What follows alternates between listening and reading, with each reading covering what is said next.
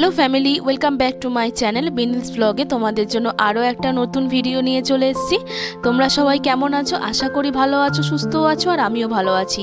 আর এখন দেখো, রোদ্দুর থেকে বাঁচতে মুখ ঠুক পুরো পেঁচিয়ে এখন এই হাইওয়ে দিয়ে কোথায় যাচ্ছি। আসল কথা, অনেক দিন ধরে ইচ্ছা ছিল যাবো একটু শিমলাগড় কালীবাড়িতে পুজো দেওয়ার জন্য, আর সেটার জন্য এখন বেরিয়ে পড়েছি গাড়ি নিয়ে। আর ছেলেকে নিয়ে যাইনি, কারণ অনেকটা দূর তো, ছেলের আর রোদ্দুরটাও গরমটাও তেমনি পড়েছে, যার জন্য ছেলেকে নিয়ে রোদে একদম বেরোতে পারিনি। ছেলেকে বাড়িতে রেখেই আমরা দুজনে মিলে বেরিয়ে পড়েছি মায়ের কাছে দর্শন করতে আর পুজো দেওয়ার জন্য।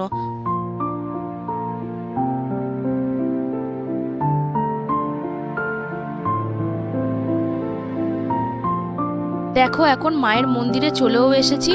আর আসতে আমাদের টাইম লেগেছে প্রায় 1 থেকে 1.5 ঘন্টার মধ্যে, 1 ঘন্টা 15 মিনিট কি 20 মিনিট এরকমই।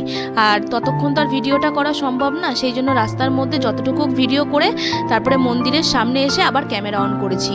মন্দিরের পাশেই হচ্ছে দোকান আছে, সেখান থেকে আমরা পুজো দেওয়ার জন্য পুজো দেওয়ার সামগ্রীগুলো কিনে নিয়েছি। আর আজকে না মন্দিরটা অনেকটাই ফাঁকা ছিল, ভেবেছিলাম হয়তো রবিবার অনেক ভিড় থাকবে, কিন্তু দেখছি না, অনেকটাই মন্দিরটা ফাঁকা আছে। আর সেই জন্য আমাদের পুজো দিতে একদমই সময় লাগেনি। আর দেখো, মন্দিরে মাকেও দেখিয়ে দিচ্ছি। আর মাকে আজকে অপরূপভাবে সাজানো হয়েছিল, যেহেতু আজকে ছিল দশহরা, আর দশহরা পুজো হচ্ছিল, আর সাথে মাকেও খুব সুন্দরভাবে সাজানো হয়েছিল।